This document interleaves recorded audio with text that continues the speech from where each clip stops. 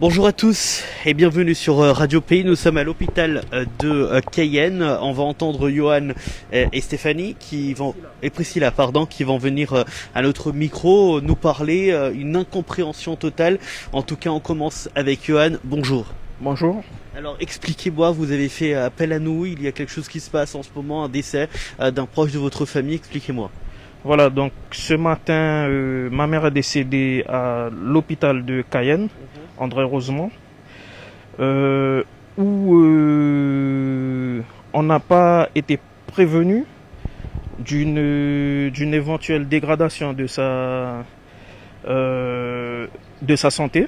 Donc on précise qu'elle était rentrée pour Covid. Et ça fait une semaine qu'elle n'avait plus le Covid. Les médecins nous avaient annoncé qu'elle n'avait plus le Covid. Mais ce qu'on tient à dénoncer, c'est la mauvaise prise en charge qu'elle a eue dès le début qu'elle est rentrée à l'hôpital, où un médecin nous disait de se préparer à la voir mourir, avant même qu'ils essayent tout ce qu'il y a à faire. Okay, alors déjà, nos condoléances pour ce décès. Alors ce que vous voulez dénoncer, c'est une incompréhension, un manque de communication? Oui, voilà, en fait, c'est plutôt la mauvaise prise en charge que l'hôpital avait mis en place. Donc, comme si ils avaient déjà scellé le destin de ma mère dès qu'elle est rentrée. Donc, ma mère, c'est Diomar Ghislaine. Alors le premier jour qu'elle est rentrée, elle a été mise dans une chambre où ils ont coupé la clim. Donc elle avait le Covid, donc elle avait du mal à respirer. Elle avait chaud. Pendant toute une journée, on lui a même pas donné un verre d'eau. Et lorsque ma soeur est venue vers 13 h comme ça et qu'elle a vu dans les conditions que ma mère était, elle a dénoncé, elle a fait part de sa doléance au personnel médical, au médecin, qui lui a dit que les choses allaient être établies. Et le soir, on est revenu pour voir si les choses avaient été faites, et rien n'avait été fait. Donc, lorsque ma soeur était passée le midi, on lui avait dit que la clim ne fonctionnait pas et qu'on allait déplacer ma mère dans une autre chambre où la clim fonctionnait. Lorsqu'on est revenu le soir et qu'on a fait un peu de bruit, on a élevé un peu le temps, la clim est revenue en moins de 5 minutes. Dans la même chambre? Dans la même chambre, oui. Donc, voilà. Okay. On va écouter Madame Priscilla. Alors, Madame Priscilla, vous étiez... c'était votre mère aussi? Alors oui, c'était ma mère. Je suis Priscilla. Donc je rajoute aussi par rapport au premier jour, quand j'avais rencontré le médecin, j'avais constaté aussi également qu'il n'avait pas de bip parce que ma mère était en insuffisance respiratoire, elle avait de gros problèmes respiratoires et à aucun moment, si elle avait un souci dans la chambre, elle pouvait appeler le personnel. Donc j'avais aussi précisé ça parce que j'avais regardé à l'intérieur de sa chambre qu'est-ce qu'il y avait comme matériel. Et elle est obligée de me dire, bon, à un certain moment, je vais crier, puisque vu comment dans l'état je suis, bon, ben, si j'ai un souci, j'écris. Mais c'est impossible. C'est une chambre qui est très fermée, qui avait beaucoup de chaleur. J'étais obligée de la ventiler avec un éventail. C'était désagréable. J'ai été reçue par un médecin qui m'a reçue dans un couloir en 2 secondes, qui m'a dit, genre, qu'elle n'a pas trop le temps, mais elle marchait les mains dans les poches. Et elle m'a dit, ne vous inquiétez pas, en souriant, je vais contacter le personnel soignant qui va faire le nécessaire, qui va mettre le beeper dans la chambre et qui va mettre la clim. Et nous, je leur avais dit que j'allais les appeler, mais j'ai appelé, il n'y avait pas de réponse du service, donc nous sommes venus sur place le soir. Et à notre grande surprise, le nécessaire n'avait pas été fait. On a dû faire un petit peu monter le son de notre voix pour avoir le nécessaire. Mais au départ, le médecin nous a reçu un autre médecin, en plus du médecin qu'on avait vu l'après-midi, et qui nous faisait déjà un topo, que comme si ma mère, elle était déjà dans la tombe, quoi. Il faut vous attendre à ça. Nous, voilà, on va faire ce qu'on peut, mais c'est comme si elle est déjà... Donc ça fait quand même 28 jours qu'elle est à l'hôpital. avant de la mettre, parce qu'au départ elle est arrivée en problème respiratoire. Au bout de 4 jours, on l'a mis en intubation, on l'a intubée pour la mettre plongée dans le coma pour pouvoir mieux la soigner, parce qu'elle avait elle forçait beaucoup sur son cœur. Donc on l'a mis en intubation pour pouvoir lui donner apporter le maximum de force, tous les médicaments qu'il faut. Et au final, on n'avait pas toutes les informations au niveau de son cœur, de son poumon. À chaque fois qu'on demandait, c'était compliqué d'avoir toutes les informations. On nous disait toujours, les médecins n'ont pas trop le temps. Donc les soignants nous donnaient des petites informations au compte-gouttes. Mais on voyait quand même qu'il y avait une amélioration pour ma mère. Et jusqu'à encore cette semaine, ils ont diminué ces médicaments pour pouvoir elle puisse se réveiller, pour qu'elle puisse être en phase de réveil. Elle commençait à le faire. Ses yeux bougeaient, elle me répondait par ses yeux, elle nous répondait, nous ses enfants qui venaient la voir. Elle a même bougé, commencé à bouger ses membres et tout. Et là aujourd'hui, on est stupéfait parce que depuis hier, je sais pas, on a senti qu'il y avait un truc qui n'allait pas. D'un seul coup, ils ont découvert aussi il y a 2 jours qu'elle avait un germe, mais dû à tous leurs tuyaux là qui sont connectés.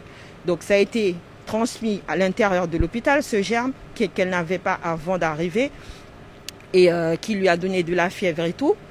Et ensuite, suite à cela, donc on s'était quand même hier, elle n'était pas très bien par rapport à tout ce qui se passait au niveau de leur germe. Et aujourd'hui, c'est quelqu'un qui m'a appelé pour me dire de venir vite à l'hôpital parce que les médecins ne m'ont pas averti que ce matin, ma mère, ils avaient débranché notre mère. Et là qu'on a rencontré le médecin, il nous dit que oui, d'un seul coup comme ça, votre mère allait très bien hier, jusqu'à hier, sa santé allait très bien. Et d'un seul coup, entre 5h et 8h du matin, son cœur s'est arrêté. Quand ils ont voulu remettre son cœur en marche, au moment de faire le massage cardiaque, ses poumons étaient en compote. Ils nous ont dit que ses poumons étaient en compote, alors qu'il y a plusieurs jours, on nous disait que les poumons, ça allait mieux. Il y a une semaine, on nous dit que le Covid n'était plus sur elle. Il n'y avait plus de problème, quoi.